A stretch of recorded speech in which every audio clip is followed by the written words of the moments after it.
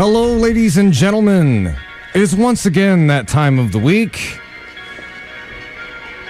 where we sit down, we dig underneath the rubble that once was American journalism, and we get to that real truth and talk about what's really going on. This is the Hoodrat Strategist radio program, only on 89.1 WIDR Kalamazoo. Start the show by saying, as we always say, the following thoughts, views, and opinions are not necessarily those of 89.1 FM WIDR Kalamazoo or Western Michigan University, no matter how dope or insightful they may be. Well, there's a lot going on this week, and first and foremost, we're going to be talking about this fairly extensively on the show tonight.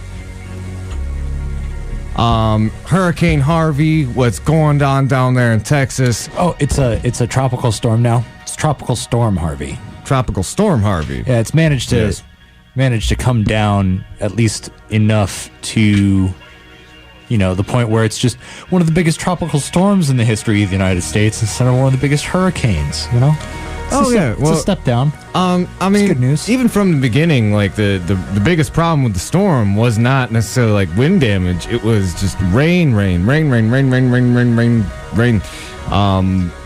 mean, you tune in to CNN, Fox News, MSNBC. All they're saying is unprecedented. It's an unprecedented amount of rain.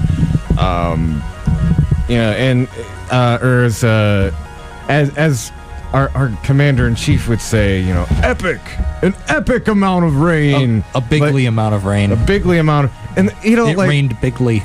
I don't want to waste too much of the show talking about, our clown-in-chief, but, yeah, he talked up the hurricane like it was a monster truck rally, And the crowd. So nice of them to show up. The crowd, so beautiful. Oh, so beautiful to be, evacuating from a tropical storm. Oh, man. Just to quickly chime in,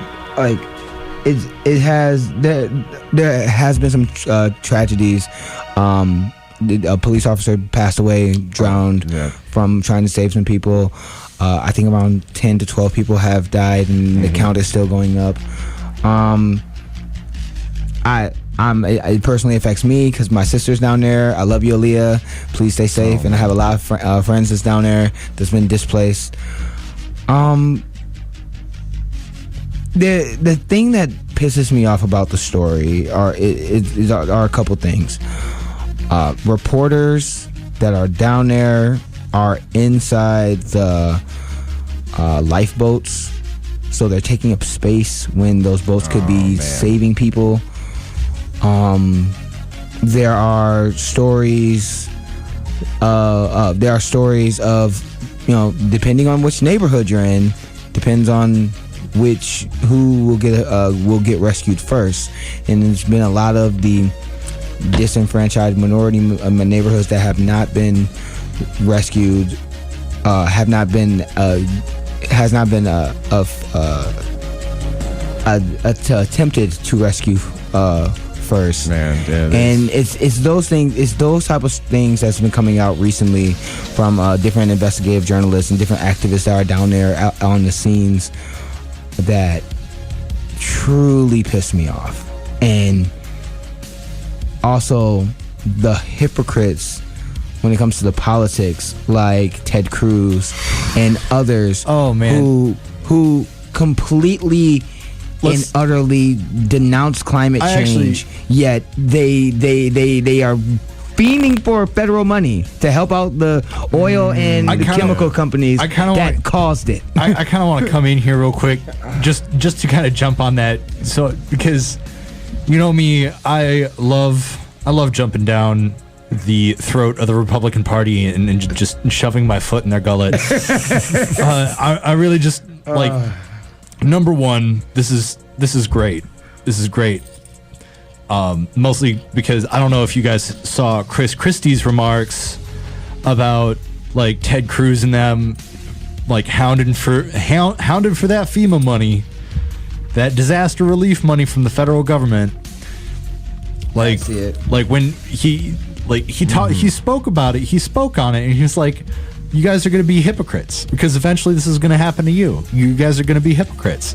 Lo and behold, they're hypocrites. Now, and like, that's just kind of an obvious on the nose, haha, Republicans can't even agree with Republicans. Really, I want to use this moment to say that, to point out exactly how petty Republicans are, because actually Chris Christie is pushing the what is it, New Jersey? Was it New Jersey? It's the New Jersey, the New York, New Jersey. Then, like, he's going to be pushing his opinion to the New Jersey representatives and the New Jersey senators to delay aid to Texas because of their hypocrisy. Man. Like, it's because like, Chris Christie, because Ted Cruz voted against relief for Sandy when Sandy hit New York and the East Coast. When we're talking about, like, when we talk about divisive politics, this is just forget about Democrats or Republicans. Yeah. Stop electing children, everybody. Right? Jeez. It's like, well, you guys didn't do it for us, so we don't want to do it for you, but we'll do it eventually. We're just going to make it really long. We're just going to make you wait. That's like petty to the highest degree. That's like middle school white girl level petty. the level, petty. Yeah, that's petty. The level of cognitive dissonance that these senators, these are also some of the same senators who voted against sending aid to Flint when Flint was voted as a national disaster. Mm-hmm. So when it happens to them, that's when government is okay. Now remember, Chris Christie, Ted Cruz, and the other numbskulls are the same ones who will say big government is bad. Let the free market work. So FEMA, the National Guard, the first responders that are down there, the fire department, the police department. Do you mean everything that got cut in Trump's budget? Basically. Yep. All those things are... No. Trump cut the FEMA budget, cut FEMA funding in his budget, and there's still not anybody running FEMA. There's still funding in there for presidential rain jackets and white ball caps that say USA 45. Well, I'll let y'all finish out your thought, but I did want to jump on. You brought up Flint. There is a really important environmental racism dimension to this story that the mainstream press really isn't talking about. But again, kind of finish out your y'all's thoughts on the whole congressional hypocrisy thing. Oh no, I'm done. No, I got a couple things. Just first, let me just get out something that's very, very small and petty. Joel Osteen took a lot of heat online, mm-hmm. and I was also one of those people who were throwing multiple loads of shade. Here's the thing. I'm glad that he opened his church now, and there were some photos of the church having damage and all this other wonderful fun stuff. Oh, I didn't hear about that. Okay, there are conflicting stories. During the hurricane, it did not look like there were people in his parking lot. There wasn't flooding in his parking lot, but it's because he said we will take people after all of the shelters are full. The after part is the part that is the problem.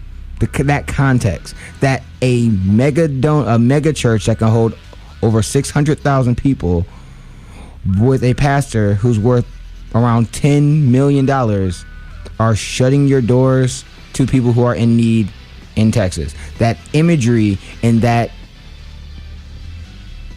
framing is just ridiculous and wrong. Yeah, I'm sorry. Go ahead. No, it's not that. I mean, like, I understand he took a lot of heat. Some of it's well deserved because he brought it on himself, and so I'm not upset about that. What I am upset about is that Mike Pence, in one of his responses about this storm, about this hurricane, said that that immediately after he will be talking about giving up funds for small businesses.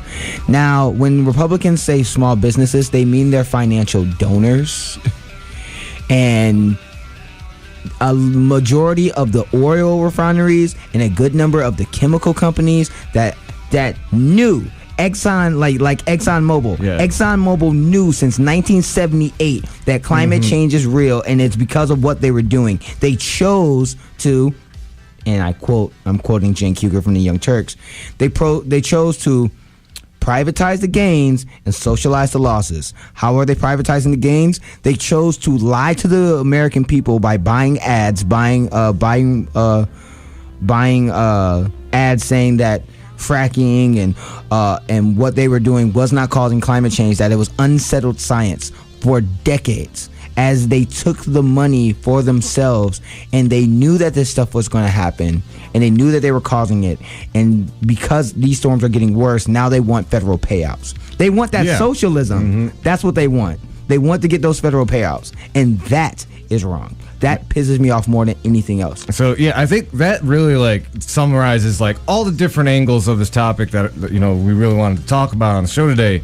Because that's another thing too. Like the mainstream media, and this includes CNN and MSNBC, the kind of establishment left news sources.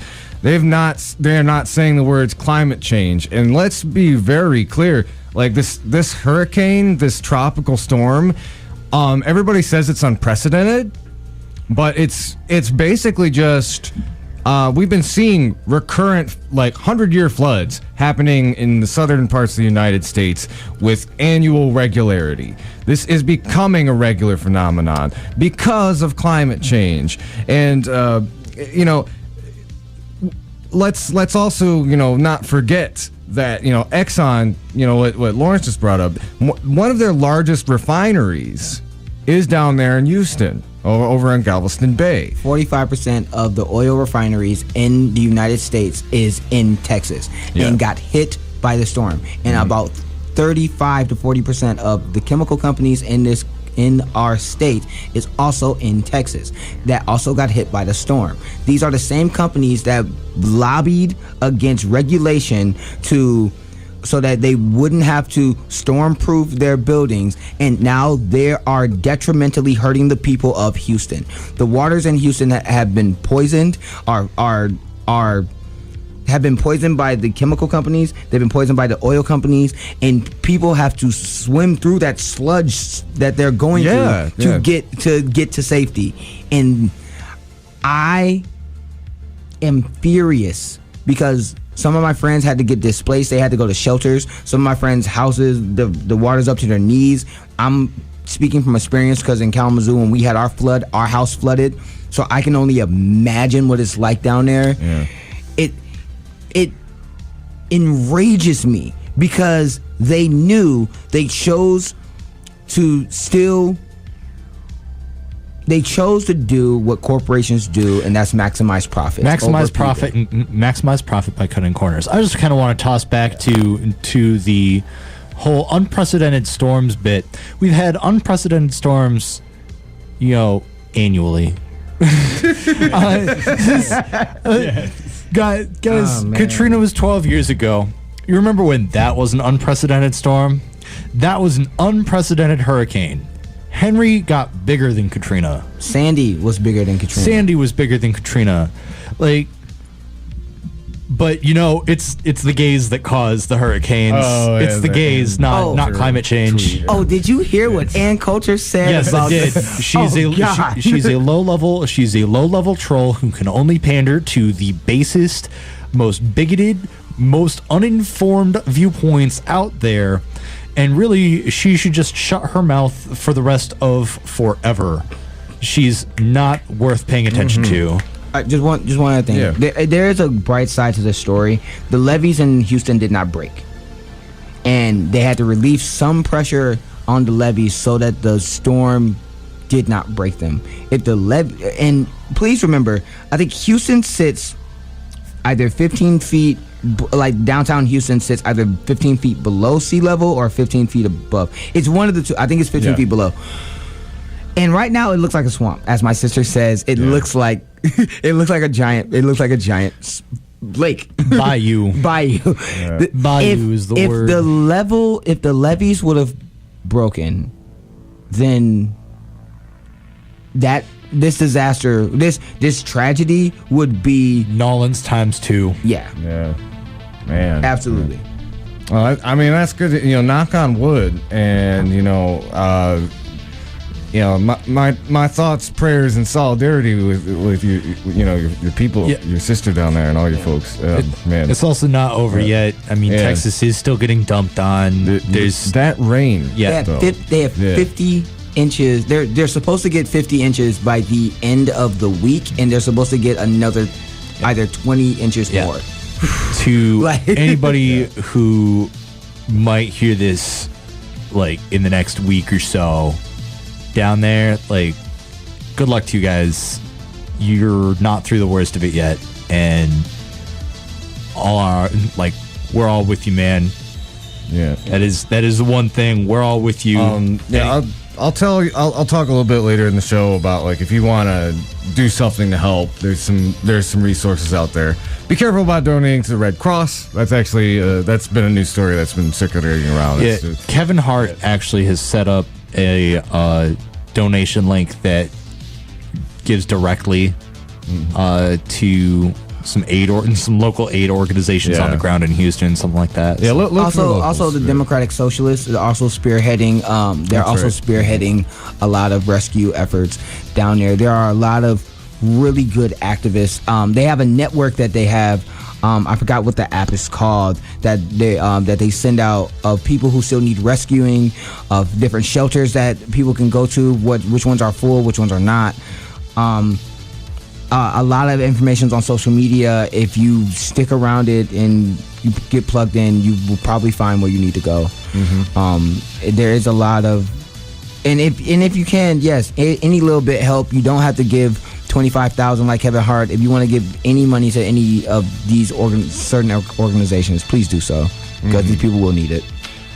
So I wanted to touch on. So I started by saying there's an environmental racism aspect to this that a lot of people aren't talking about, and there's actually two things really, and one is we talked about those refineries, and even in good times when there's not flooding, a lot of the surrounding neighborhoods next to these refineries are basically sacrifice zones. They're cancer zones, predominantly non-white poor people in these neighborhoods, and in disasters like this, we often see big corporations like Exxon will dump chemicals. They will use the disaster as an excuse to dump very dangerous chemicals into either the air, the water supply. There have been reports down there of bad smelling fumes coming from the plants that are starting to make people sick.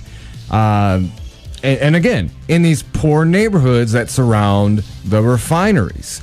So, there's that aspect of it. And then there's also the fact that we've got SB4, which is that horrifically racist bill in Texas, the Show Me Your Papers law, that requires, basically, it's going to mandate that all Texas law enforcement basically take on the responsibilities of an ICE agent and check people's papers when they pull them over.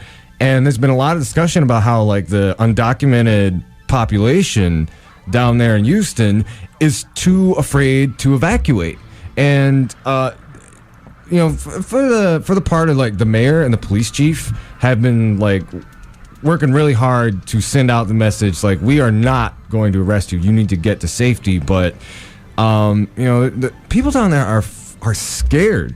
And a lot of times there's a language barrier too. And they are afraid that the government, particularly how craven our federal government has been in the last several months, that their evacuation will be an excuse for them to just get swept up in immigration dragnet. Also, just to add to that, a lot of those people who they were told there wasn't a mandatory evacuation or whatever. And people will use that as an excuse, forgetting the fact that half of the country makes less than $30,000 a year. A lot of them did not have a means to get out. That's very true. A lot of them didn't do. A lot of people who live in major populated cities do not have a car. They do not drive to get places. They use public transportation. So a lot of these people. The reason why a lot of them didn't go anywhere is because they didn't have a choice. And if you're imagine yourself, you don't speak English that well. You have your papers, but your papers are submerged in your house. You need to get to a shelter, but you're afraid that because of that law that you might get swept up, or you're just too poor to get out. You don't have a boat, you don't have a car, you don't know how to get to. You can't get to the nearest places because the nearest shelter is 10, 20 miles away. I mean. And obviously, all that transportation infrastructure is down because of the storm. Well, I mean, that's not mentioning that most of the public transportation infrastructure in America is bus-based and not train-based or trolley-based or anything more reliable than buses on the road. Especially when the highway looks like a pond. Especially when the highway is under 5 feet of water. Did you see that image of like there's the highway sign and it just looks like a river? Yeah. It's like it's not even Texas. Houston is a giant lake right now. Houston's a giant. Like there are parts of Houston that are just completely underwater. It's crazy. Like when I feel like I kind of want to chime in with the whole. It makes sense that if you live in a major metropolitan area, that owning a car is actually, for some people, it's just not affordable. It's just straight up not affordable. Some people do choose to go without vehicles when they live in major metropolitan areas because major metropolitan areas, at least in America, have halfway decent public transit infrastructure systems. But that does mean that, now you're stuck. Well, I mean, even then, though, like, it's like Lawrence said, it's all about, like, economic mobility. If you, like, the poorer you are... the more screwed you are. The more screwed you are. Yeah. Hands down. And that also goes to that you said environmental racism that you talked about. One of the activists, I was just watching one of the reports from TYT Politics. Jordan Sheridan was talking to a couple of the activists that are down there actually in Houston. And they reported that a lot of the communities that are poor neighborhoods that are not white neighborhoods are not as high of a priority to rescue as some of the ones that are more accessible. But that's also to take into account that there's also a lot of debris and down power lines and things like that are in the water as well. So it is a hodgepodge of messed up situations and messed up problems after problems after problems. And you have systemic problems like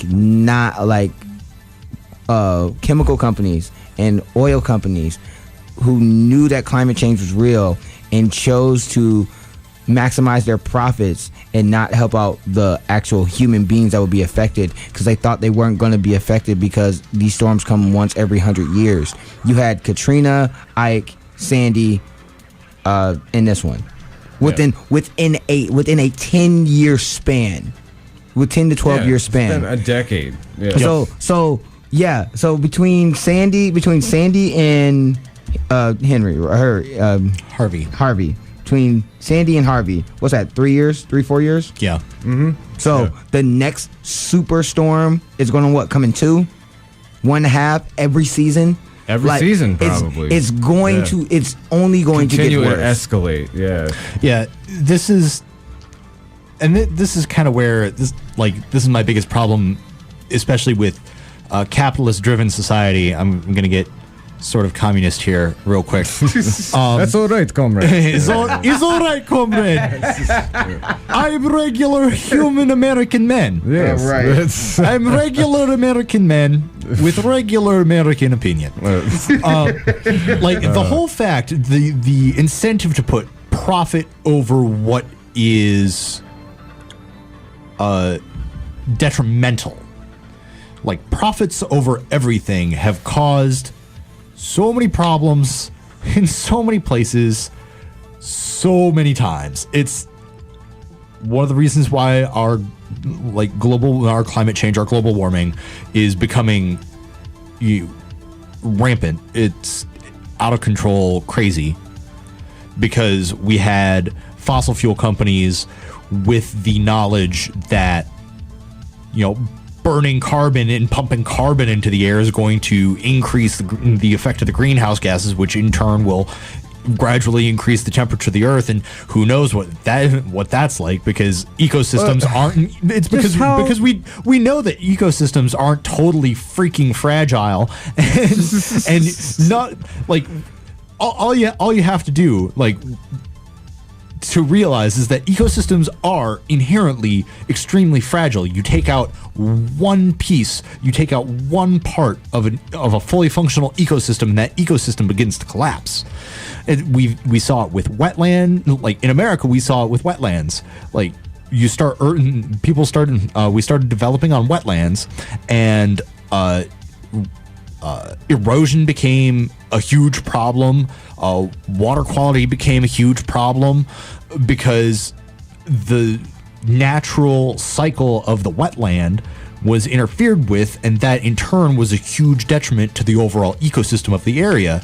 So when you talk about the global ecosystem and how fragile it is, actually, when we're talking about a 2 degrees, is it 2 degrees Celsius or 2 degrees Fahrenheit? It's 2 degrees Celsius. Yeah. 2 degrees Celsius in the in the local area isn't that bad. But when we're talking about a 2 degrees Celsius increase at the poles, we're talking about melting ice. And we're talking just to break down, and we'll hop to you in just a sec, Mark. The warming of the polar ice caps is directly what is causing the jet. There was a really good take on it in Democracy Now! Where they were really explaining the science behind Harvey. And when the ice caps are warmed and it pumps more warm water into the jet stream, it slows the jet stream. So that big superstorm that is Harvey ends up hovering around Houston much longer than it traditionally would, which is why they're getting such tremendous and unprecedented rainfall there. 10 years ago, I forgot the scientist's name that talked about it. He talked about it in Democracy Now! Cenk Uygur quoted him on the Young Turks, I think 2-3 days ago. About a decade ago, if Harvey would have hit Houston, Houston would have had around 1.5 to 2 feet less water. 10 years ago, they have that. Mm-hmm. They have that now because of a less than 1% increase of the temperature of the water of our planet, and that was 10 years later. So if we could have prevented something 10 years ago, if we could have did something 20 years ago that could have prevented this, then we wouldn't have seen the devastation that we have now. And I think even for a lot of people who pay attention to climate issues, I really want the sense of urgency to get through to everyone, because we all think of the kind of apocalyptic nature of climate change as something that's in the future tense. These bad outcomes will happen. These will happen. Houston is turning into Atlantis. Bangladesh, I don't know if y'all been paying attention to what's going on over there, but they're dealing with a monsoon that is literally drowned. A third of the country is flooded. Yep. Right. Yeah. Yep. Right. Thousands are dead. We're not gonna. It's not gonna be a day the day after tomorrow wasn't super prophetic. If we're talking about nature disaster movies, it was a good movie. It's kind of a bad example, but we're also talking about this is that's the kind of scale that these things are happening on now, and to the extreme degree of the of that movie. I'm on honestly within my lifetime, if nothing happens, if there isn't radical action to take on global warming, we're going to see, like, I fully expect my chances of dying in a storm to, like, exponentially increase as time goes on. As one of the protesters said to down in Brazil and some of the other establishment Democrats, because of your lack of conviction fighting climate change, the elders of the Democratic Party will die of old age, and my generation will die because of climate change. And that really speaks to the heart of the issue. You have. It's not just and just to make it. It's not a sexy story. That's why mainstream media doesn't cover it. But you have water you have droughts. Texas, a couple years ago, had one of the worst droughts it's ever had. You have droughts over in the Middle East. You're gonna have unprecedented droughts and shortages in food and water, and then you're going to get. And then that's going to go to swing. That pendulum will swing to the other side, where you're going to have massive earthquakes, massive mudslides. You're going to have hurricanes and tornadoes like we've never seen before, and like we've only seen in disaster movies. And it's not something that you're going to see once every 500 years or once every 100 years. It's going to happen every season. Yeah.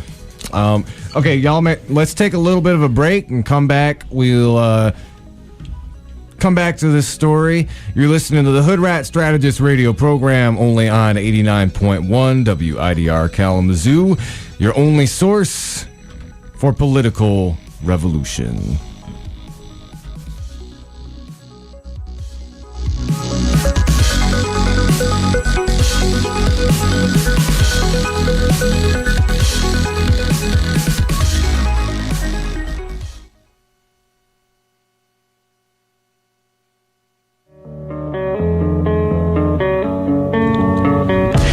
Be apparent, but hunger is a rather prominent issue amongst the student body of Western.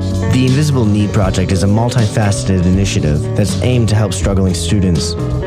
Every 2 weeks, generous people donate their food to the pantry located in the Fawn Student Service buildings or other drop-off locations. All you need to do is grab a reusable bag and grab whatever food you need to help sustain yourself. If anyone's unsure when their next meal will be, or if you have a little extra food you'd be willing to donate, the food pantry is your place. If you're looking to help donate, become a volunteer, or just learn more, call 269-387-4742 or email dosa-inp@wmich.edu for details.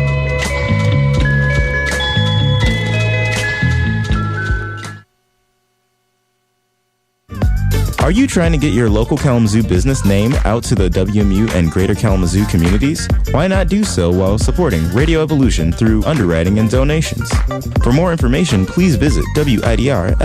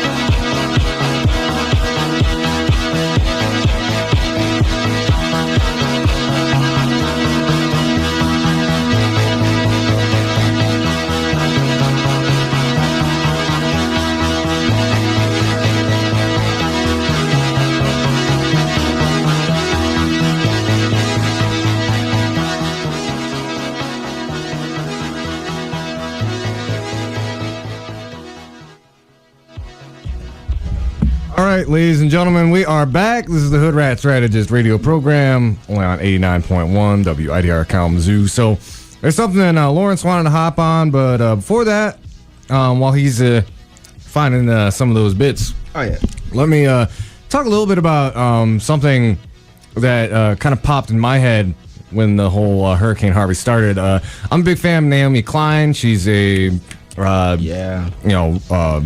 she's an author. She's talked a lot about climate change and culture, society, how governments exercise power and leverage over societies.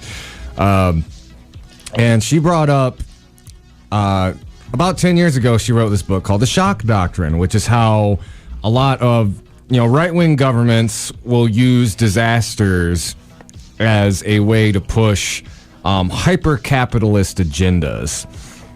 And this is from an article in The Intercept. It's actually from back in January, but they reposted it when this hurricane was starting. And this is kind of like things to watch out for in the very, very near future. They haven't really started doing anything policy-wise. That will come in the aftermath of the storm, but be aware. So the book in particular talks. It begins and ends with the response to Hurricane Katrina, and how that was really used. Particularly thinking back to the Bush administration, that was a perfect example of disaster capitalism. A lot of people don't know this, but one of the central people behind that was our current vice president, Mr. Mike Pence. He was the chairman of the powerful and highly ideological Republican Study Committee. On September 13th, 2005, just 14 days after the levees were breached and with parts of New Orleans still underwater, the RSC convened a fateful meeting at the offices of the Heritage Foundation, which, if y'all are new to the show, Heritage Foundation, they're like the Legion of Doom when it comes to conservative policies that hurt everyone. You mean they're the all-star of the Republican think tanks? Yeah. Man, you ain't never lied. Under Pence's leadership, the group came up with a list of pro-free market ideas for responding to Hurricane Katrina and high gas prices. 32 policies in all, each one straight out of the disaster capitalism playbook, and you can actually look at that full list at this article. We'll link it on our page. What stands out in the package of pseudo-relief policies is the commitment to wage all-out war on labor standards and on the public sphere, which is ironic because the failure of public infrastructure is what turned Katrina into a human catastrophe. And also, more recently with Harvey, there were a lot of warnings and pleading with the federal government to invest more in infrastructure to help prevent these kind of climate disasters in Houston, and that did not happen. Also notable is the determination to use any opportunity to strengthen the hand of the oil and gas industry, and I think that's very important for our current situation because, as we've mentioned, Houston is like the mecca of the fossil fuel industry here in America. So the first three items on the list are automatically suspend a Davis-Bacon prevailing wage laws in disaster areas. That was a reference to a law that required federal contractors to pay a living wage. Number two, make the entire affected area a flat tax-free enterprise zone. And three, make the entire region an economic competitiveness zone, which is comprehensive tax incentives and waiving of regulations. Another demand called for giving parents vouchers to use at charter schools. Who does that remind you of? Betsy DeVos. Yeah. The devil. Yes. All of these were announced by George W. Bush within the week. Under pressure, this is important, Bush was eventually forced to reinstate the labor standards, though they were largely ignored by contractors. There's every reason to believe that this will be the model for the multi-billion-dollar infrastructure investments Trump is using to court the labor movement. Repealing Davis-Bacon for those projects was reportedly already floated at Monday's meeting with leaders of construction and building trade unions. I'll leave it at that. The article itself goes in to a lot more detail about how they used a lot of their pet contractors. Basically just uses an opportunity to And particularly the modus operandi of the Trump administration is just go there, pillage, steal, take, deconstruct any sort of like infrastructure and support structure. So, he's done one thing great. He puts people in jobs that they believe are detrimental to society. So he puts people who hate those departments the head of those departments, from Ben Carson to the white she-devil Betsy DeVos to our Health and Human Service head secretary, to our Secretary of Commerce, who's Steve Mnuchin, who defrauded over 3,000 people and stole their houses in California. When he ran One West Bank, they destroyed the lives of Americans for the cash and for the lols, and he's the Secretary of our Commerce. Mm-hmm. So if you want to say one thing that Trump has proven, our president, our orange newspaper in chief has done, is that he has made it possible for when Republicans say that big government doesn't work, he's right. It does not work when they are in charge so they can destroy everything. Yeah, that's it's kind of like a recurring happenstance. Like, they will come in, make government super effective, and then they will point to, like, see, we told you government doesn't work. It's the self-fulfilling prophecy of big government doesn't work. Mm-hmm. Become in charge of big government with the message that big government doesn't work, and all of a sudden, big government doesn't work because you believe it doesn't work. And you make sure that you remove all systemic power and structure for the big government to actually be effective at what they are supposed to be doing, which is governing. Yeah. Mm-hmm. But we could talk about some happy stuff. There is happy news in the world. Oh yes. Oh yes. Yeah. All right. Now, my friend Yogi has this saying, and he says, "Look at God, won't he do it?" And it reminds me of my grandparents every time he says it. He says it because of something that you normally we would call a minor miracle, or something that's just amazing. So I read a couple things today that if my grandparents was alive, and if my friend Yogi probably saw him, would say that statement. One of the things was that there were two prison guards that were convicted and are being sent to the jail that they were prison guards of for plotting to kill a black man. Now you're wondering, why are these prison guards trying to kill a black man? It's because they are members of the KKK. They are members. They were active members of the KKK, and they are now being sent to the prison that they were guarding. Now it's not just them. In Charlottesville, if you remember the tragedy that happened in Charlottesville, there was a video that went viral of a neo-Nazi, also Klan member, Grand Wizard, shooting at a black person during the rally. That video has gone viral. It took the police officers a week, even though they were standing 10 feet away when the shot was fired. But it took them a week, and now that man is also in jail. But wait, there's one more. There's more? There's one more. I think here it is. A Oklahoma police officer, a police chief, has now resigned because he has been a leader of the Ku Klux Klan, and he has a neo-Nazi website. Oklahoma police chief. Now my folks was to see these stories, and some of them have. They said the same thing. Look at God, won't he do it? Because in America, it seems that we've gotten numb to the fact that unarmed Americans will get shot and killed, and police officers will get away with murder. Tamir Rice, Philando Castile, even people like Sandra Bland, who got detained and then died in the police jail and holding jail. Sheriff Clark from Wisconsin, the black police officer that's always on Fox News yelling at black people. He was the one that was at the RNC that said Blue Lives Matter. 4 people died in his police officer, including a baby that was being born by a woman who was shackled to the bed. In his jail that he holds, 4 people died. 1 died of dehydration and a baby died.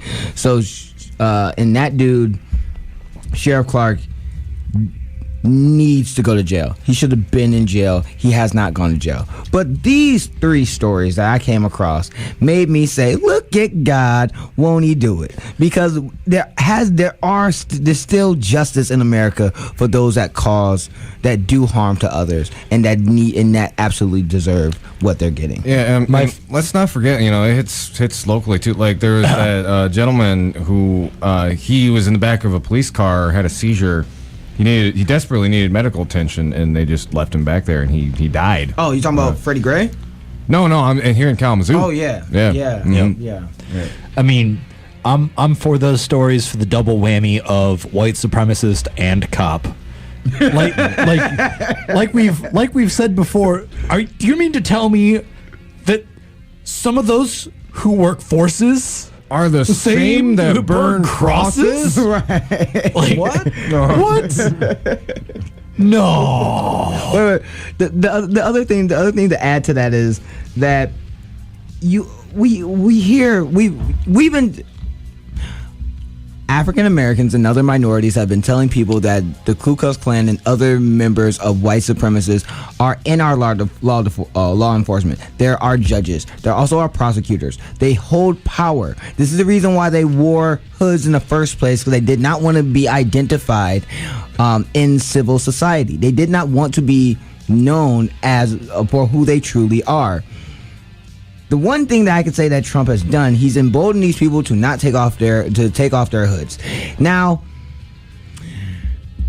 it is a good thing because a lot of these people are being fired or being disemboweled from their families for being who they are. You can have these hateful ideologies. You do not have the ability. You do not have the right to keep your job because of your hateful ideology. You do not have a right to, if your job is to protect and serve the community, and you think that people in your community are subhuman, you should no longer have that job. UPS is always hiring. Remember, Walmart's always hiring. Remember, folks, the First Amendment doesn't protect you from the government or from the consequences of your beliefs. Right. It protects you from the government. Yeah. Right. Mm-hmm. That's all it does. It says that the government can't come after you. It doesn't mean that the social repercussions don't follow you. Come on. Yeah. But my free speech, like, yeah, speech is free, but that doesn't mean I can't use my free speech to say your ideas are terrible. And wait. If you're a Republican, you should be happy about this because the private market said that these people should not be in control of their position. It was the private sector that said that these people are not trusted in their own communities. Oh yeah, the free market decided. The free market decided against so you. they decided that these people are not fit to serve the communities that they're supposed to be protecting. Now, there hasn't been justice in Laquan McDonald's case, and that's still a pending trial, but these 3 cases, when you need to remember that justice still does happen in this country, it does not happen often. Not often enough. It does not happen often enough.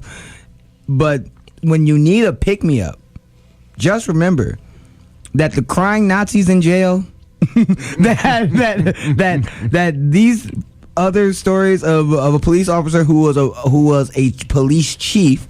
So he was the head of this unit. In Colorado, is now resigning.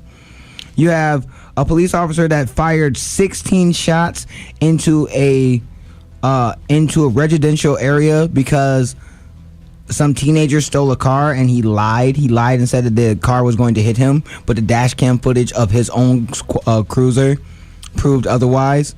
And it showed him holding the gun like he was in Menace to Society, holding it to the side. Man. And basically, and he's now resigning as a police officer, that these people who have this hateful ideology, who have these beliefs, are no longer in the position of power to use it to hurt other people. And that is why you should say, look at God, won't he do it? Now, I know some of y'all ain't religious. I know some of y'all don't believe in religion. I know some of y'all don't believe in a higher power. I understand that. I get that.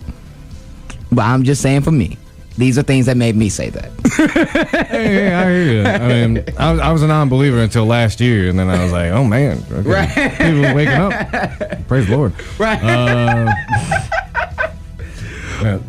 Well, if you guys want to hear more about my spirituality, go back to the episode where I come back from Standing Rock, and I talk about, I was like, we're all part of this big revolution. Yeah, anyway. We'll talk about that another time. Yeah, we'll do, yeah. My spiritual beliefs reside somewhere in the Rick and Morty episode. The Rick and Morty episode where the temporal shield goes down and they warp. Oh my God. I am time. I am literally time. Oh my God. Jerry Smith. I cannot man. deal with y'all right now. That's good. Oh, man. But it is time. I know I only stay for like the first hour. Can we hit one more story? Hit two more stories before I dip out? Definitely. I mean, what do you want to talk about? Another quick hit that I saw earlier this week. Lee Camp of Redacted Tonight did a piece on Kamala Harris, and and for those who do not know who Kamala Harris is who Hillary Clinton's donors want to push for 2020. Now, I know 2020 seems like it's far away.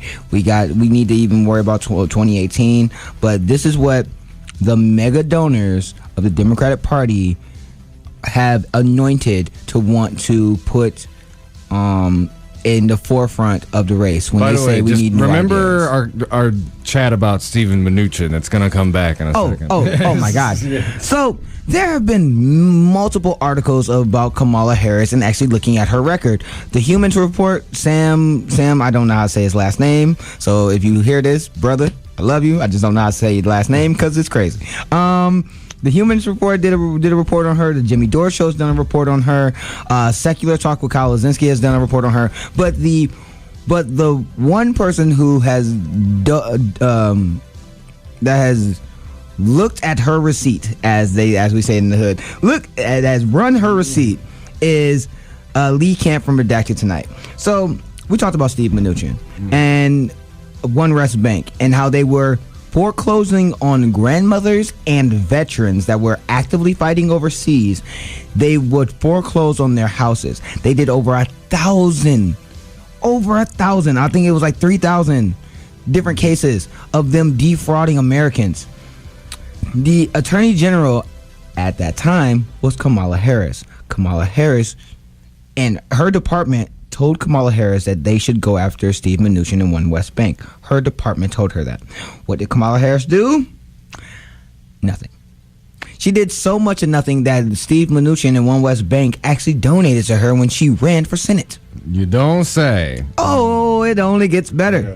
As Attorney General, she advocated. There was a case that she advocated for, saying that police body cams. She advocated against police having body cams.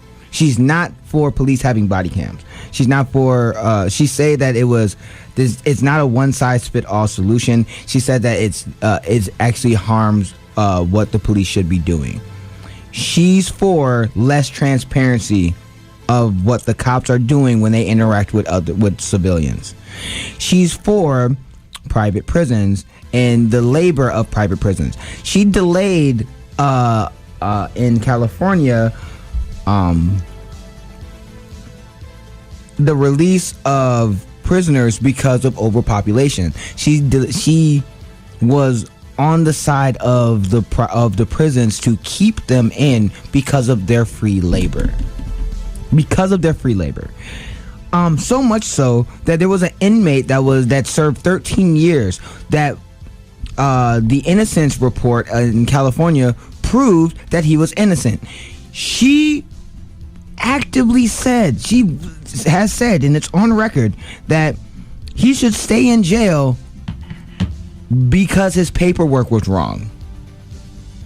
Because his paperwork was wrong? It's because, well, they filed their paperwork too late, guys. They didn't file on time, so really, he should just stay in jail because of a technicality, not because he's actually innocent of the crime. Think of all those people in jail who got their paperwork just right. Oh, no. It wouldn't be fair. Right. Think of all the people who got their paperwork right. Just be fair.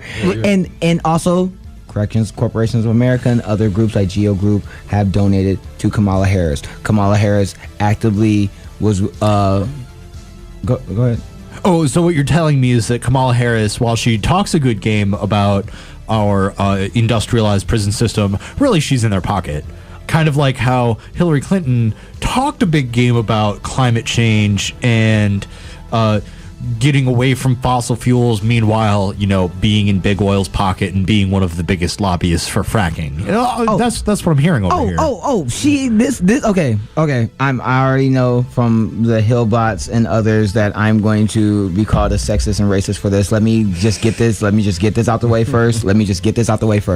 Kamala Harris exudes the excellence of what a poor and disenfranchised black woman can be if she puts her mind to it, and she puts her time, energy, and effort into greatness. She became an attorney general. She became an attorney general of California, and she became a senator of California. That is fantastic. Now, we're talking about her policies and the things that she stands for. Mm-hmm. Now, the thing that context matters just like Black lives, and you and the context here is that we're talking about the things that she stands for. Now, speaking of climate change, because you brought it up, as Attorney General, this is a good thing. She actually was doing studies and was pursuing cases of Exxon and pursuing climate change and looking at its effects and looking at Exxon for what they've done in California. When she became a senator, she dropped all that. Not only did she drop all the things that she was doing when it came to climate change and actually looking into how she could use her power as Attorney General to prosecute or go after Exxon, she turned around and got their money. She turned around and got these people's money. Oh wait, it gets better. Kamala Harris, she's for Medicare as it is. She's come out and said that she's for Medicare as it is. So that means she's for Medicaid and Medicare. Now let me remind you folks that Medicaid and Medicare polls over 70%. She has not said, or in any way, shape, or form said that she wants Medicaid for all. Or Medicare for all. I've heard her speak on it, and she gets very dodgy. Oh no, she dodges that question like the Matrix. See, and I'm gonna speak from the perspective of someone who has not dove into Kamala Harris's policy history or whatnot. I'm allowing people I trust to do that and listening to them.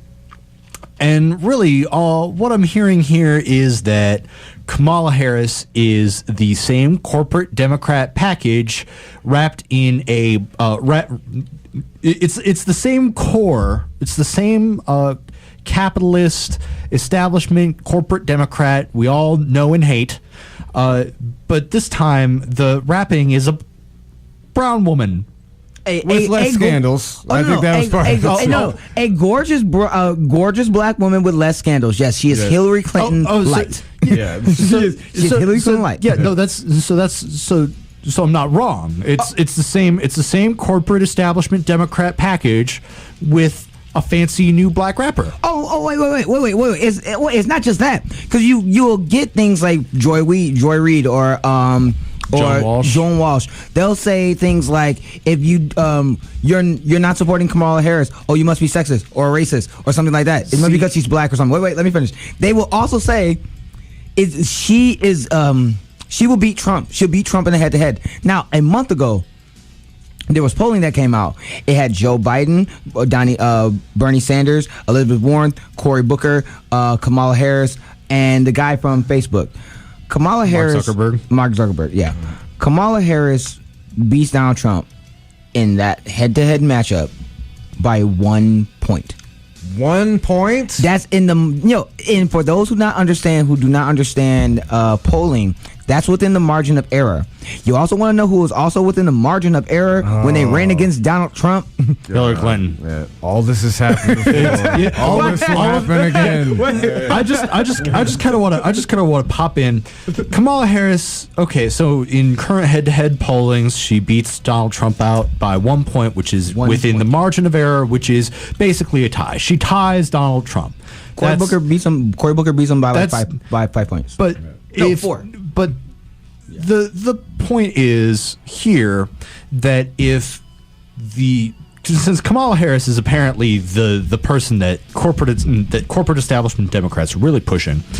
You could even say they're smoking cigars in the back room. We're going to talk about that more later, by the way. But anyway, really mad I missed that one. But anyway, to get to my point, really, when we're talking about the same corporate Democrat package, the same one that has been failing for the last 20 years, the same one that's been failing for the last 20 years in a brand spanking new successful black woman package, and liberals saying this is what's gonna beat Donald Trump, guys. When conservatives say all liberals care about is identity politics, this is exactly what they are talking about. Yeah. Like, this is exactly what they are talking about. Oh, she'll win because she's a black woman. Oh, she'll win because she's a black woman who's a Democrat. Don't look at her record. Don't look into her history. Don't look into her past about what she has done and what has affected her decisions. Don't look at all of that. She's a Democrat. She's a black woman. She'll beat Donald Trump. That's good enough, right? No, it's not good enough. It wasn't good enough for Hillary Clinton, who was a white woman who has ostensibly way more privilege and way more outreach than Kamala Harris had, especially with a more solidified political career behind her. Democrats, you got to get off the identity train.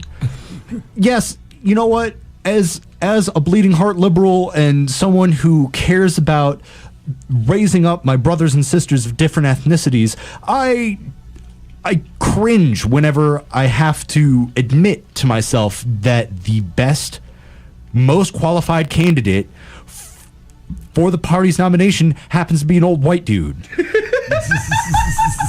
An old white Jewish guy. Wait. The best chance is an old Democrats. Dear Democrats, your best shot at the presidency in 2020 is an old Jewish white dude with bad posture. Wait. No, but you will also hear. Well, we need a woman. And we need it should be a woman that's a minority or whatever, or just a strong woman to run for president. Okay, I have 4 or 5 names I could give you. Yeah. Nina Turner. Oh my God! If Nina Turner ran, Nina Turner. I would vote for Nina Turner 3 times. Oh, okay. Nina Turner, Tulsi Gabbard. Even Elizabeth Warren. Now, progressives have legitimate reasons to be upset with Elizabeth Warren, but when you look at her record, if you run the receipt, her policies make her the second or third most progressive person in our body politics. Period. That is if true. You look at her record, the social backlash that she's received, it's well deserved. It's deserved, but it doesn't take. It should absolutely not take away from the fact that she's been the most biting at the corporate influence and monetary influence that large corporations have over our government. She's been the biggest attack dog on banks. She's been the biggest attack dog on corporate influence. And people keep on trying to defang her on these subjects, and she just keeps going. Hold on 1 second. If you want to know if Elizabeth Warren is really for real a real progressive, look at her speech that she did at Netroots Nation. Netroots Nation, I was about to bring that up. Netroots Nation is as corporate would get. Only the establishment Democrats was running that show. Jordan Sheridan from TYT Politics was there, did multiple interviews. It was a fantastic. His interviews are absolutely fantastic.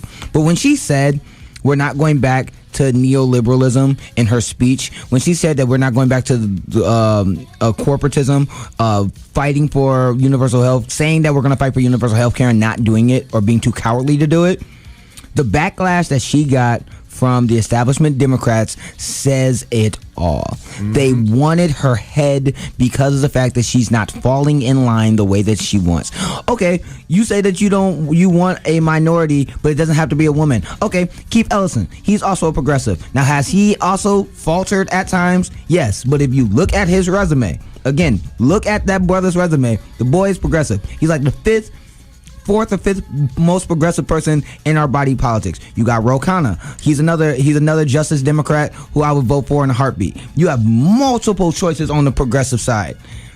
There is no reason on God's green earth why we need Cory Booker or Kamala Harris or No, there are millions of reasons why we need Cory Booker and Kamala Harris. Oh God! There are millions of reasons, and they're all green. Or Christian Gillibrand, or Hillary Clinton or again. Hillary Clinton again. Oh my God! When I saw in New York Times that Hillary Clinton might run again, or Tim Kaine. Who wants to stay in Afghanistan? Are you kidding me? Oh my God! Like those stories are the type of stories when I say the Democrats have not learned anything. They want to stay where they are, and this is the reason why the Democratic Socialists and Justice Democrats make me so happy. They make me happy because they're going to primary these garbage politicians. I mean, Bernie Sanders has already said it before. He said it before already. The leaders of the Democratic establishment would rather be in charge of a sinking ship than to actually fix any of the problems. As long as they get a first class seat, they will be on the Titanic. Mm-hmm. As long as they get a first class seat, knowing where that ride's gonna take them. And if you don't believe me, if you do not believe us when we say this, look at what the Democrat Party is doing now when it's asking for fundraising. They have been putting out letters that say final notice on them, so they look like past due bills. Yeah, and they're mailing these to lower middle class people and stuff. Like it's gross. Oh yeah, absolutely gross. The reason why they're doing it is because the Republicans are now out fundraising them when it comes to small donors. Yeah. The Republicans are out fundraising the Democrats when it comes to small money donations. Wait, didn't they pick Tom Perez because he was supposed to be super good at great at fundraising? At fundraising? Yeah. Mm-hmm. What about Nancy Pelosi? I'm a tremendous and fantastic I know all the bills. She when she was trying to explain why she should still be in power. What about the minority leader? What's his name? Well, that's Harry Reid. Harry Reid, yeah. Mm-hmm. And his strategy, which they use to smear Bernie, that they've used to smear Bernie Sanders recently, they'll use to try to prop up Kamala Harris. Recently, Bill Maher and other progressives tried to smear Bernie Sanders and saying that Bernie Sanders supporters voted for Trump. For 12% of Bernie Sanders supporters voted for Trump. I'm sorry. Essentially saying that Bernie Sanders supporters got Trump elected. Oh, wait. So context matters, just like Black Lives. Those 12% were registered Republicans before they when they were voting for Bernie Sanders. So these were 12% Republicans. I just want to dip in here and say that I'm really tired of talking about this. I am actually done with the blame game of 2016. I'm done with it, man. Man, you're not the only one. You're not the only one. I'm so done with this. If you want an ultimate finger to point at, you need to point at the party who lost. You don't need to point at specific parts of the party. You don't need to go into the voting block for one candidate and break it down by who they voted for in the general and go, oh, see, these guys, if they had gone and voted for Hillary Clinton, well, I mean, I guess she would have. Stop picking apart the 2016 election. It's been picked to death.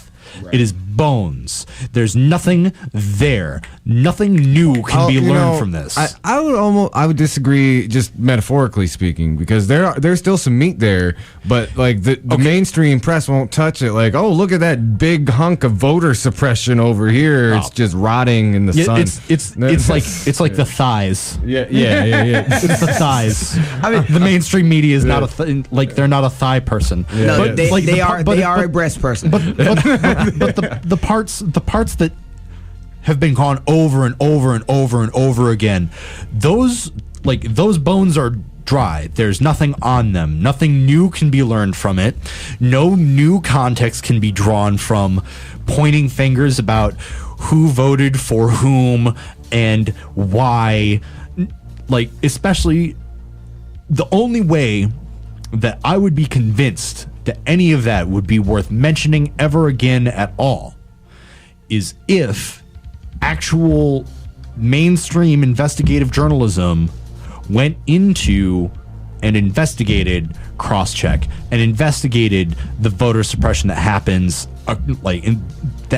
across the country. Like, that is literally the only way new information and new context comes out about this topic. Otherwise, establishment Democrats need to just let it die. Yeah, and you need to let it die. You need to look at yourself. You need to learn from your freaking mistakes because you haven't. The reason, but that's also the reason why they still pick at those bones. Because to bring it back to Kamala Harris, they will say, we need a new fresh face on the Democratic Party. We need a new fresh take. Someone to liven up the base and to hold the base, forgetting the fact that Hillary Clinton lost 9% of the Democrats in the general election. So I thought that was 12%. No. 12% of Bernie supporters voted. See, this is what happens when we go over. That was the smear that the New York Times and other news commentators has been using against Bernie Sanders, forgetting the fact that those 12% of voters were Republicans to begin with. So what does that mean? And like some independents were in there too. But that's my point. What does that actually mean? That means Bernie Sanders was able to get Republicans and independents on his side. Yeah. Hillary Clinton wasn't able to keep her base because 9% of registered Democrats voted for Trump. And I want to just tell you, like, that is good. That is a really good thing. And it is not an easy thing to do. It is hard for leftist politicians to get conservative and like right-leaning independents to vote for them. And just like, I'll tie this together with like a personal anecdote.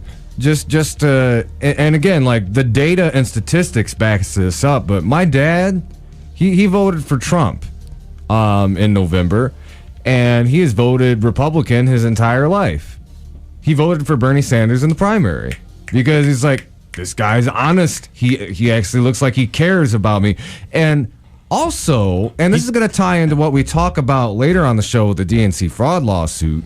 I was driving back from a demonstration in Washington. This was about a month, two months before the election. And I bumped this guy at an Ohio truck stop. He had the look of a Trump voter, camo, red hat, and all that stuff. And I was wearing a Bernie button. And he asked me, he's like, oh, you vote for Bernie Sanders? And I'm like, yeah, I did. And he looks at me, and he gets this just rage look on his face, and he's like, we can't believe what they did to him, those Democrats. Me and my friends are going to vote for Trump out of spite, That, that brings me joy, but also sadness. Yeah. I mean, there was Nina Turner was interviewing somebody who's like part of the Democratic Rural Caucus, and she had very tough. It's like, I had like like a lot of conservative neighbors who literally would told me, like, I would have voted for Bernie if DNC hadn't screwed him over. Well, and this goes back, to the point with not just with Kamala Harris, but all the other corporatist Democrats who are trying to run. You cannot. We cannot. This is why Elizabeth Warren got chewed out by the establishment Democrats. We cannot go back to 1990 style. 1989. Right. We cannot go back to 1989 and 1990 neoliberalism that got us here in the first place. The reason why people like Kamala Harris or Tulsi Gabbard or Debbie Wasserman Schultz now are saying that they're progressives. It's because being a neoliberal or being a liberal is repugnant to the most American to American society. And if you want, you have the blueprint to not be corrupt. You have the blueprint to be better. You are choosing to side with your donors instead of your voters, and you are still expecting your voters to come out for you. And it's one thing that Jimmy Dore actually once said. I've never known a candidate that was supposed to automatically get your vote and not campaign for your vote. Yeah, exactly. It's like this election where you blame the voters. You know, you're supposed to blame the candidate for not getting the votes.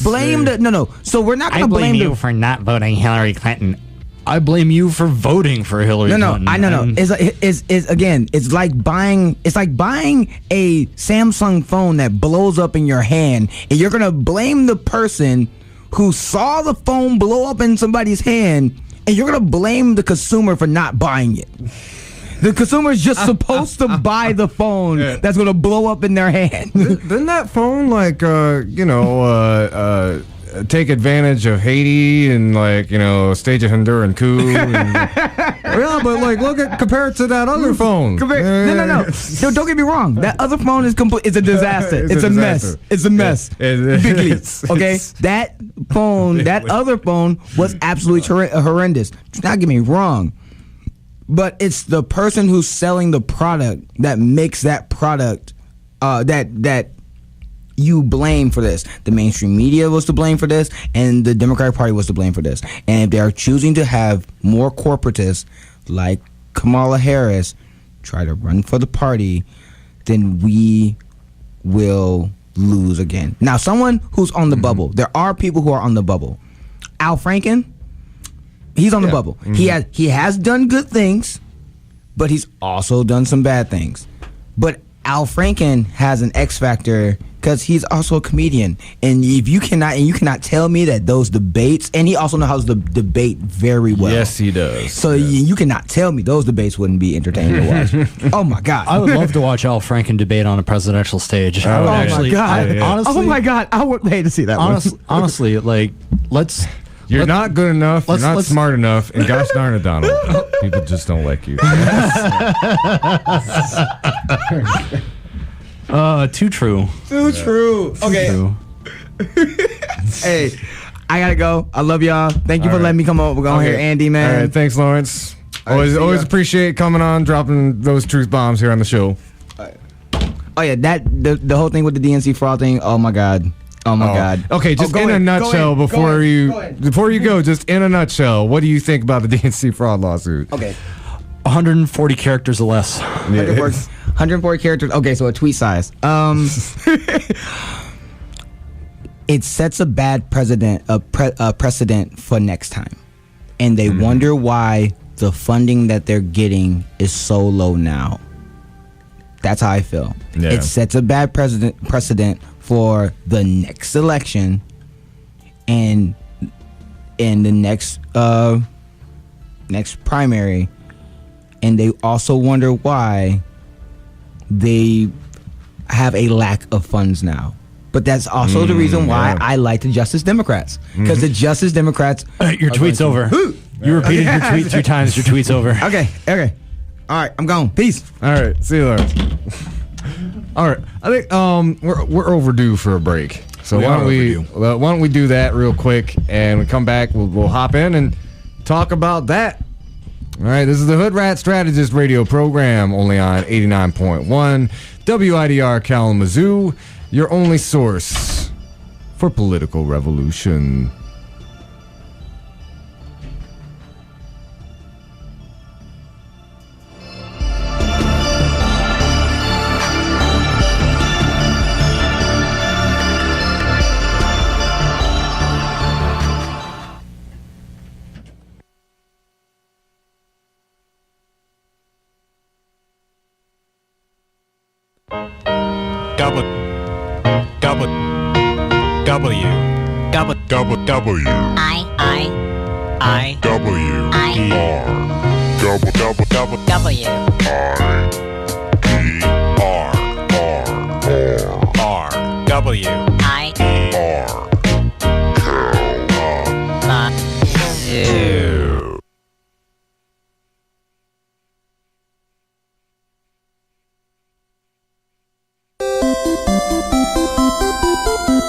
WIDER is proud to be supported by Pedal Bicycle. Pedal Bicycle has 2 locations on 611 West Michigan Ave and 185 Romans Road. More information can be found at pedalbicycle.com.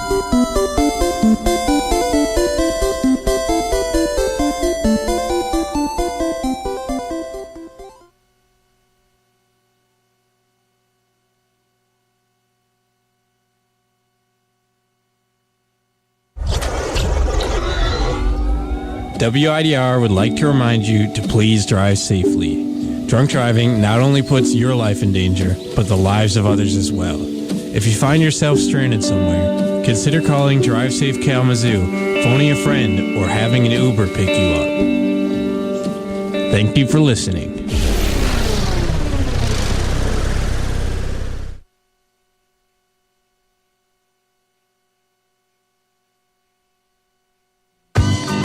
This is an open slot in the wider clock and could be filled with an underwriting announcement for your local Kalamazoo business. For more information, please visit widerfm.org and head to the support page.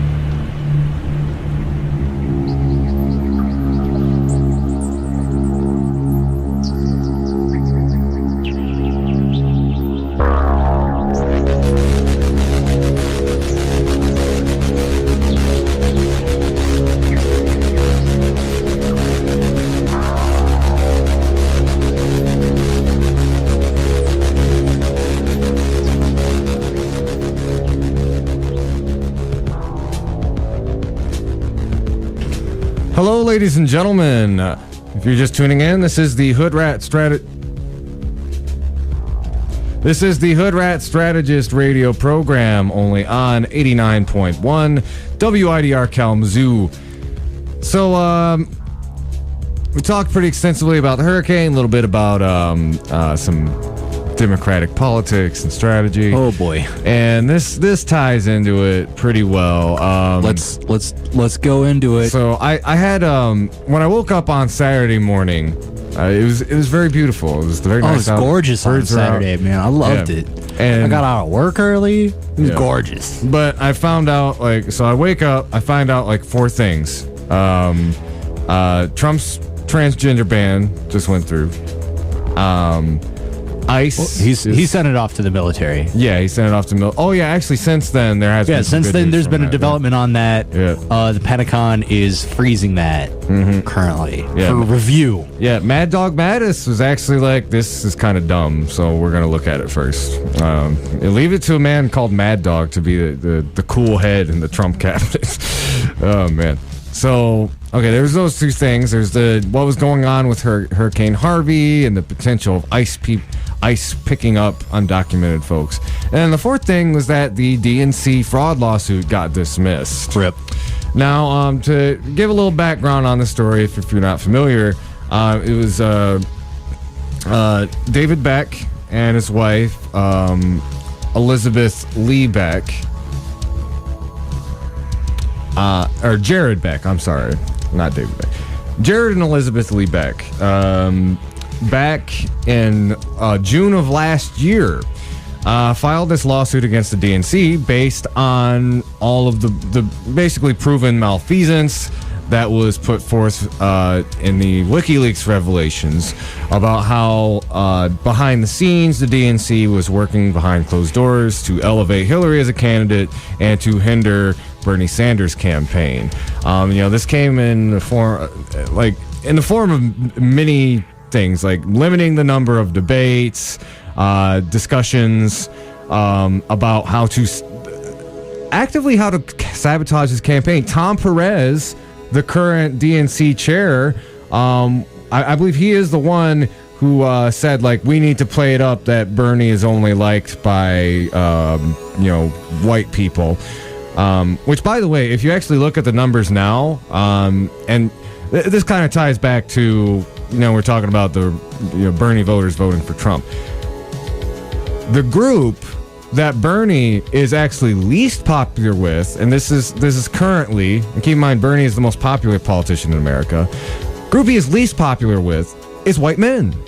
He's incredibly popular among black people, Hispanics, and women, and especially young people. Young people love Bernie Sanders.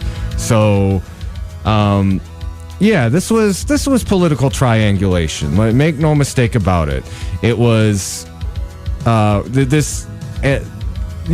this thing that came out of Tom Perez's mind with painting him as exclusively a candidate for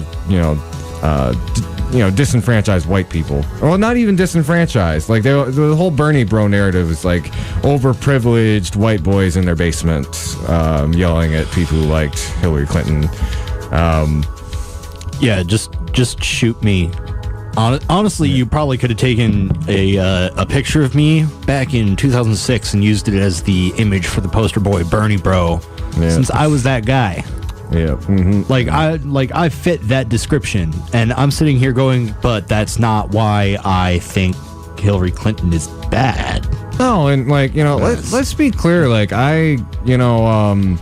Before the election, I was so blasé about politics. I wasn't really planning to vote because I thought it was going to be a dynasty war between Clinton and Bush. Yeah, when it was that, I was just kind of like, it's one way it's bad and the other way it's bad, but I guess we'll get a redo in 4 to 8 years. Yeah.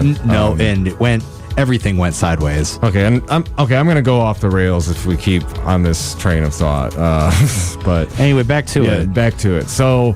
Some of the other stuff is proven media collusion. They were feeding narratives to networks like CNN, MSNBC, outlets like the New York Times. That was it? I always forget. It was either the Washington Post, New York Times that posted 8 or 12 negative articles. Yeah, it was 12 negative articles within the span of 12 hours. Right, yeah. about Bernie Sanders, by the way. You had Donna Brazile, who was feeding Hillary debate questions. And it also, the mail, it shows that as far back as 2014, the DNC was already treating Hillary Clinton as the presumptive nominee. And so that doesn't even have anything to do with Bernie Sanders. That's just like how the DNC is supposed to function, and how, frankly, they're not supposed to pick a candidate that early. They're supposed to have a primary where their voters pick the candidate. But, as we found out from this lawsuit, that actually is not the case. And that's probably more depressing than the fact that this lawsuit didn't go through is the reason behind it. And I'll describe that in a little bit more detail. This is, and I'll mention too, this fraud lawsuit is basically representing the people who voted or volunteered for Bernie Sanders in the primary last year. And the basis of the lawsuit is that it was promised that this is going to be a neutral, fair primary. It clearly wasn't. All of this evidence shows that. It was seeking damages. And, speaking personally as somebody who I knocked on just about every door in the Vine neighborhood, I gave a lot of my vacuum pennies to Bernie Sanders' campaign. And, thank you, Jared and Elizabeth Liebeck, because, I still want my money back. I can never get my time back. Maybe I can get my money back from the DNC. If you're not going to run a fair primary, you shouldn't pretend that you are in order to... that's like what Lawrence was saying. That's why they're having such a hard time with fundraising now, because people don't trust them. Yep. It is 100% like... Getting the lawsuit thrown out is terrible, but it wasn't thrown out before the DNC's own lawyers essentially admitted that the DNC could totally just go choose the candidate they wanted to win in a back room with no input from anybody because they're a private organization. Yeah, their legal argument was that their bylaws and charter are not legally binding. And that's actually kind of how this lawsuit panned out. The judge, I'll read it. And by the way, anybody who still denies that the primary was rigged, and I don't know what kind of, who do you need to tell you that this is real? I guess CNN. Rachel Maddow needs to spell it out on a cake and put it in front of you. In front of Tina Fey while she eats it. While she eats while it. Explaining the primary to you. was rigged. Yeah. But here's a court document. From a federal court. And this is an excerpt from it. And, so here's the thing. The lawsuit wasn't thrown out because the judge decided the primary wasn't rigged. No. The judge, and here's from the court. This is from the court document.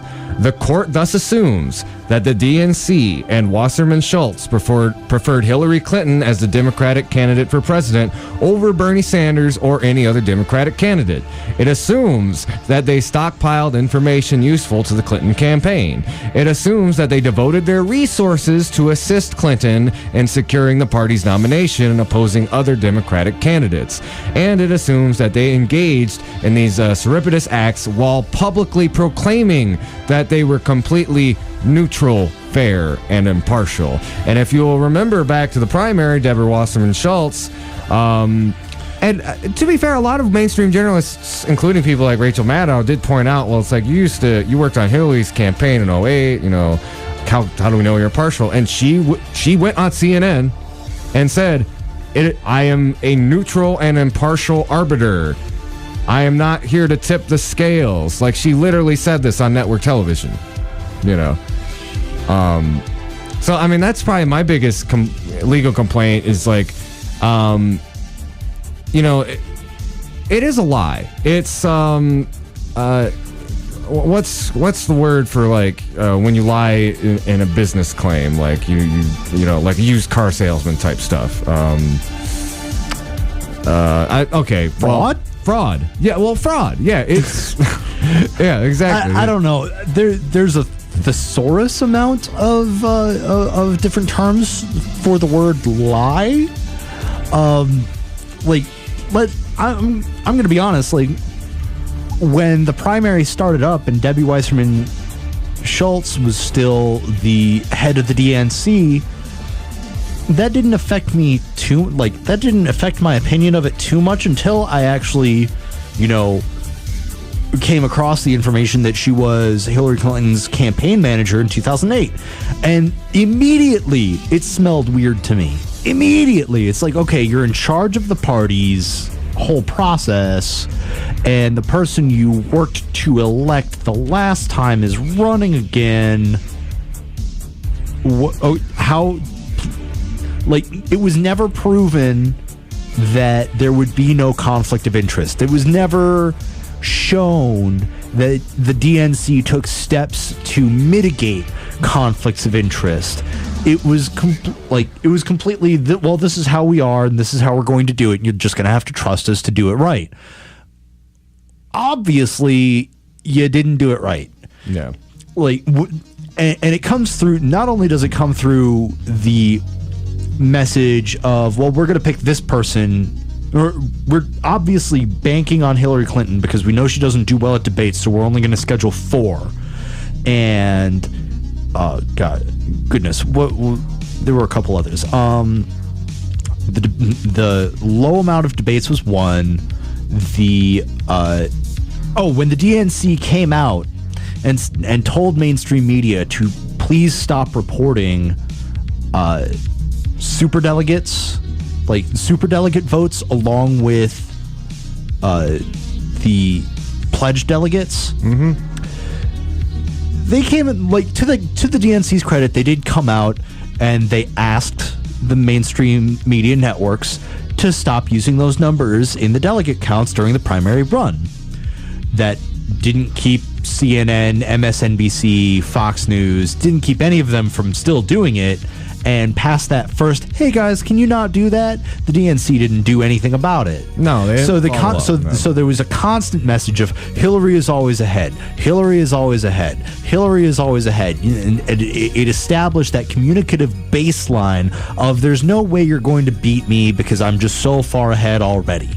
And it's those small things that have an impact on how people perceive messages. Oh yeah. And the only way to build trust is to communicate more, not less.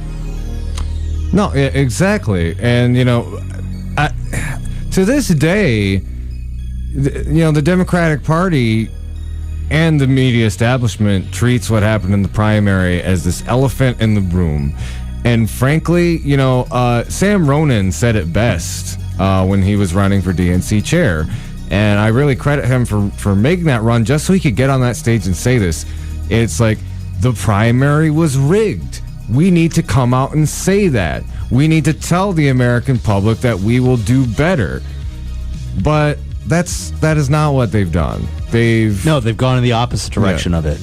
And while this judge has dismissed this case, it doesn't mean that it's not going to come back. It doesn't mean that there's not going to be an appeal. Oh, yeah. It doesn't mean that this case is dead at all. Oh, yeah, by the way, and this is for those curious, both Jared and Elizabeth Lee Beck have said that they are looking at their options now, but they are going to continue the case in one way, shape, or form. So this is going to be a gassed upon the DNC until the DNC decides to actually address it.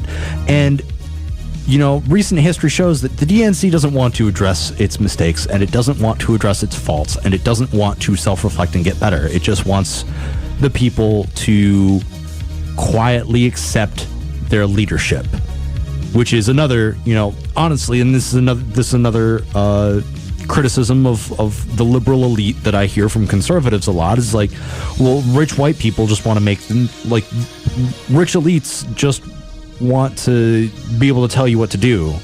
Like, they know what's best for you, and they're really condescending about it. And that's what this is. This is more of that, well, we know what's best, you don't know anything, so just let us handle it and everything will be fine. When the case is it's not fine. You're screwing everything up. Please get out from behind the wheel. Oh God, we're going over a cliff. Oh God, oh God. So I wanted to just discuss a little bit more about like why the lawsuit was dismissed. So this is the Judge Williams Locke, and this is from the court case. To the extent plaintiffs wish to air their general grievances with the DNC or its candidate selection process, their redress is through the ballot box, the DNC's internal workings, or the right of free speech, not through the judiciary. So basically saying like the judge did not find it appropriate to deal with this through legal channels. And we're talking about the ballot box or the DNC's internal workings. That would mean, kind of like what dim enter in practical matter of fact. And ballot box be voting out corrupt Democrats, which is what, we talk a lot about with Lawrence, like the Justice Democrats, brand new Congress, etc. The judge also went on to say that it's because the plaintiffs did not do enough to prove their donations were connected to the neutrality of the DNC's rules, and therefore can't claim fraud. That's a really hard pill for me to swallow. And actually, Jordan Sheraton, the journalist with TYT, talked about this in great detail. Aren't you supposed, like, the neutrality is supposed to be assumed? Now, look, yeah. I didn't necessarily assume neutrality because I'm a cynical dude, and I'm like, they're never going to let Bernie be president. But in practice, the idea is that anybody in that primary has just as much of a chance to become president. It just depends on how strong of a candidate they are, and that they're not going to be pulling strings behind the scenes. Oh, no. Well, the real reason why Bernie lost the Democratic primary, right? Well, it's because he's not a real Democrat. Oh, yeah. He's not a real Democrat. Oh, my God. Well, I don't know if do we need to talk about those I call them like conspiracy centrists. The WikiLeaks are fake. I got the DKIM. It's not DKIM verified, so I don't trust it. Yeah. By the way, if anybody, listeners, anybody comes up to you and says those WikiLeaks are fake, they're wrong, and I'll tell you why they're wrong. One. The actual documents are DKIM verified. They are verified, and that's backed up not by me. They're backed up by people who don't like WikiLeaks. Let's go back to the intelligence agencies, 17 intelligence agencies, which actually that ended up being a lie. But I'm sorry. Let me go back to CIA, FBI when they're talking about the Russiagate. This is a couple months ago. Somebody asked, specifically asked the question as to, the validity of the WikiLeaks drops. Like, were there any fakes? And the CIA, our CIA, which has wanted Julian Assange and WikiLeaks head on a pike for years, said, the WikiLeaks leaks did not contain any apparent forgeries. So there's that.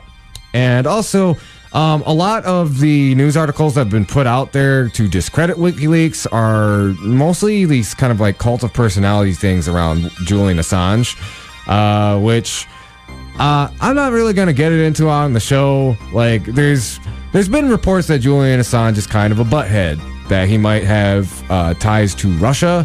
Frankly, I've always cared a lot more about WikiLeaks as a journalistic outfit than Julian Assange, the person. So these are not things that I've really done a lot of research into, but I will tell you, any time that I bring up WikiLeaks as an organization, somebody, like the opposition, their default move is to attack Julian Assange's character, even though in the context of whether, say these emails are legitimate, that is a completely irrelevant point. Most recent thing I could think of is there's an article about how Julian Assange and WikiLeaks turned down some leaks about the Russian government, and that was a very misleading news story because the reason they turned those down was because the BBC had already published them. So it wasn't about like them not wanting to. WikiLeaks does not leak. Well, they leak.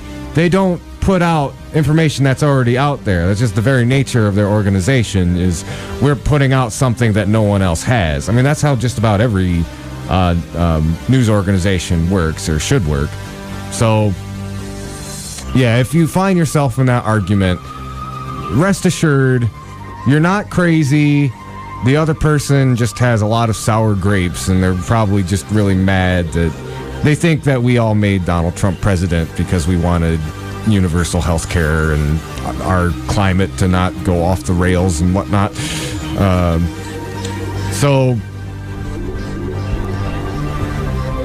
Let's talk real briefly too about back in April. This made some headlines in the independent media because it was just so outrageous. The attorney for the DNC, Bruce Spiva, almost in blatant defiance of the DNC's own rules, said that this is my favorite part about the whole thing. Yeah, said that while committee officials reserve the right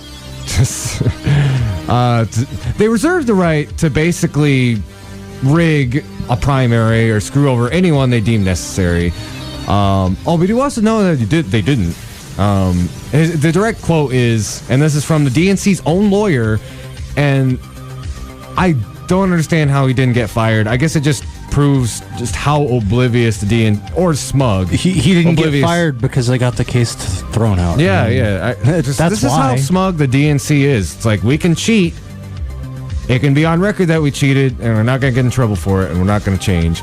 And white privilege. He said in court, we could have voluntarily decided that, look, we're going to go into back rooms like they used to and smoke cigars and pick the candidates that way. He says that's not the way it was done, which the court actually contradicted. He said, no, that is the way it was done. But they could have, and that would have been their right. Even though, you know, the DNC charter states that it will be fair and impartial during primary proceedings. And this case, if the Democrats continue to just lose, like if we see a complete Republican takeover of everything, it's because of this. Like point back to this idea that, because, you know, like Lawrence said, and, you know, I'll talk about this a little bit. What kind of precedent does this set? They cheated, and they got away with it. There were no legal repercussions. This is getting buried by establishment media. Like, this is on Truth Against the Machine, which is kind of a offshoot of TYT. All I could find it on, besides that, were a couple of, like, right-wing independent sites, and everything that came from the establishment was extremely condescending. There was an article, let me see if I can leave the primary isn't over. If I can find it,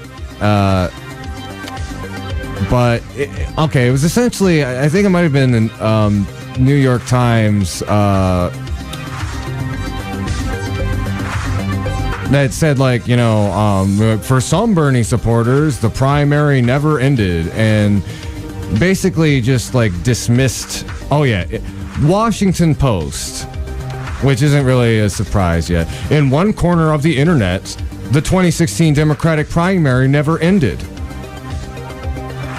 It hasn't ended because it's a problem.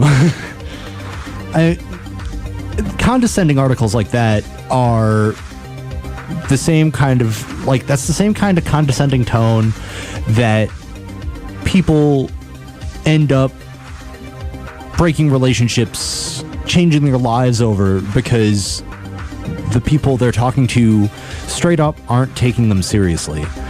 The whole comment well, for one corner of the internet, the 2016 election has never ended. The 2016 election isn't going to end until the DNC redresses the issues of it.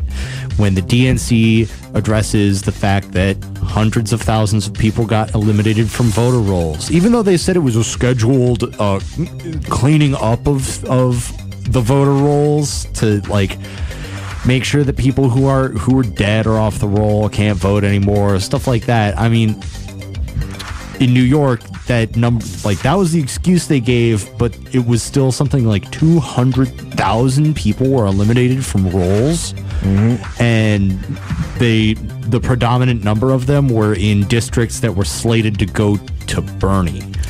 Yeah.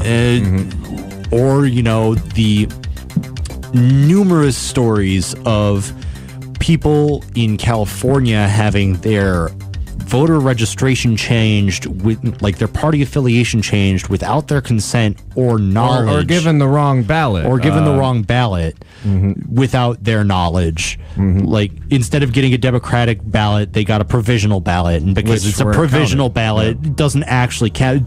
Provisional ballots are to make you feel good about voting. They don't actually count. Like, and by the way, if anybody wants to know more about the actual kind of election fraud side of the primary, Google the Election Justice USA, their document Democracy Lost. We've brought this up on the show plenty of times before, and we point to it every time. Yeah, and frankly, there's probably a lot of people out there who will tell you it's a bunch of hooey or conspiracy bunk. People behind it were highly qualified researchers, lawyers, statisticians. Aren't there like other lawsuits based on the Election Justice USA document in courts right now? I'm pretty sure there are. I don't know about them on top of my head. Yeah, me neither. That's something we could look into maybe for next week. You know, the whole thing with the 2016 primary is, you know, for a lot of people, it was a watershed moment. People realized just how fragile, how much of a farce our democracy has become. And, you know, you can go back to the year 2000 election. This has been part of a larger overall trend where our electoral outcomes are less and less dependent on what the actual votes are. And, you know, to be fair, it's mostly Republicans who have been on the forefront of voter suppression and these kind of tactics. But apparently the Democrats have been, I mean, if they did this to Bernie, there's no telling. Like, this has been their precedent for some time now, it's safe to say. And you know, you go back and think of other like insurgent populist candidates, like, you know, Ron Paul or you know, was it Dennis Kucinich, like back in the day? And think back to like my boy Kucinich. Yeah, think back to like, you know, how were they treated in their primary? So what happened with them? And it gives you a sense that you really can't trust the people who are running these power structures up at the top in Washington. And, you know, until people really full-throated demand some transparency and accountability in our democracy, they're going to be able to continue picking candidates in a back room with cigars, you know, in perpetuity. So, you know, like be outraged about you know what's going on with the Trump administration now, but don't forget how we got here, and don't forget that, you know, I mean, Trump's in there because of voter suppression, because the voice and the votes of the American people. Hey guys, you remember when Republicans gutted the Voting Rights Act like 2 years ago? Yeah. Hey, you remember when that happened? That's part of the reason. That's one of the reasons that helped get Trump elected in the first place, because the Republicans gutted the Voting Rights Act because they could get away with it. Mm-hmm.